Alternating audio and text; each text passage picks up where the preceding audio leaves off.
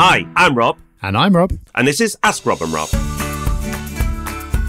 Yes, it's Tuesday. It's Ask Rob and Rob time. That means 2 questions, 2 answers. And you can be a part of it. You can send us your question. Here's how you do it. Super simple. If you want to call in or leave a message via the website, just go to propertyhub.net/ask. All the details are there. It is so simple that we've got, again, 2 more wonderful questions in. The first of which is from Tony.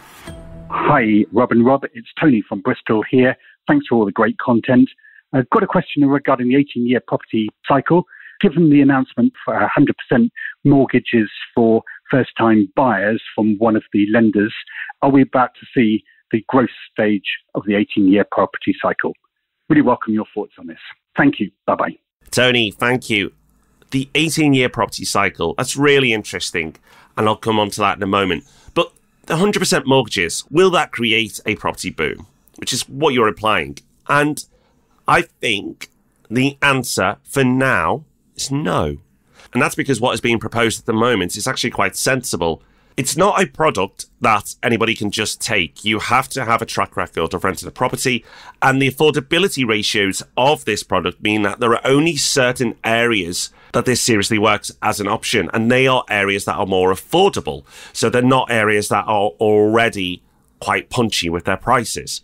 So this product, as it stands, is quite sensible.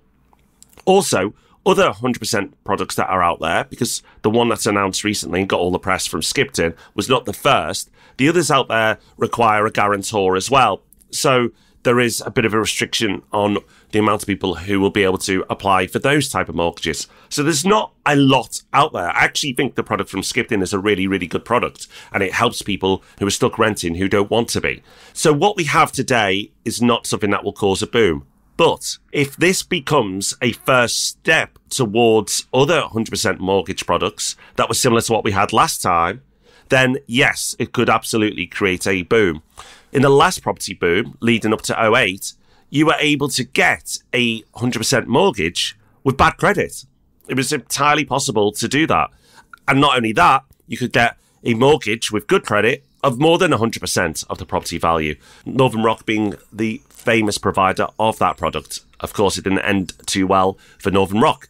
So if we see anything like that again, then of course that will absolutely contribute to a boom. But we are miles away from that right now. But it's one to watch. Now, on the 18-year cycle, well, the podcast is one to watch, or should I say one to listen to, because in a few weeks' time, we've got a very big update on the 18-year property cycle. And we're going to share some insights that we think will shock you all. So make sure you stay on top of your property podcast feed, because we have got some incredible episodes coming up over the next few weeks. I actually think that the run of episodes coming up are our strongest of the year so far, and one of those will be on the 18-year property cycle. So I'm sure you listen to us religiously every Thursday, Tony, and everyone else listening, but make sure you really do over the next few weeks. Okay, just when you thought things couldn't get any more exciting, we've had a call in from Rob. Hi, Rob and Rob. This is also Rob. I'm looking for some advice. I've seen a property that I'd like to buy, and it's currently tenanted. After speaking to the estate agent, they've advised me that the tenant is still in the property, but not actually paying rent because they can't afford to pay it. I wondered, where would I stand buying this property with the tenant in at present? Because I'd like to obviously evict them and then get a paying tenant in. Or would their lease roll over onto me?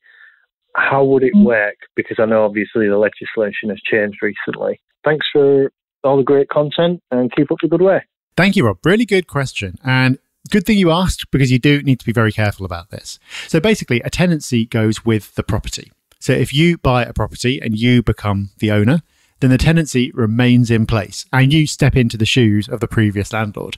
Obviously, when there's a situation like this, when you've got a tenant who isn't paying, that means that it becomes your problem to sort out. And it is, of course, sortable. It's just something that you need to factor in. So if this were me, it wouldn't necessarily put me off, because I would guess that it would put other people off, and therefore I might be able to drive a bargain. And I would want to drive a bargain because you'd have to factor in having no rental income from this property for quite some period of time. So the first thing I would do is try to establish when the current tenancy is due to end. Because at the moment, until legislation changes, you can give notice for a tenant to move out when the tenancy ends. You don't have to give a reason. And then the process to force them to, if they don't want to, going as far as bailiffs if required, isn't that arduous. And it might take, I don't know, let's just say 3-4 months to play out the whole way through. So if the tenancy is going to end soon, then that gives you an idea of how long it would take to resolve the situation. If it's not due to end soon or something more complicated going on, then you might need to budget longer, maybe even 9 to 12 months before you can get new tenants in. And of course, you don't know exactly what condition the property is going to be in by then either. So if you can try and get a sense of that, then that will give you an idea of what your costs will be. And you can then make sure that you make an offer for the property that compensates for that and then some. Because if you're going to take on something which is frankly a problem, then you need to get compensated for that. So you need to end up with a better deal after it's all played through than you would have done if you just gone and bought something more straightforward in the first place.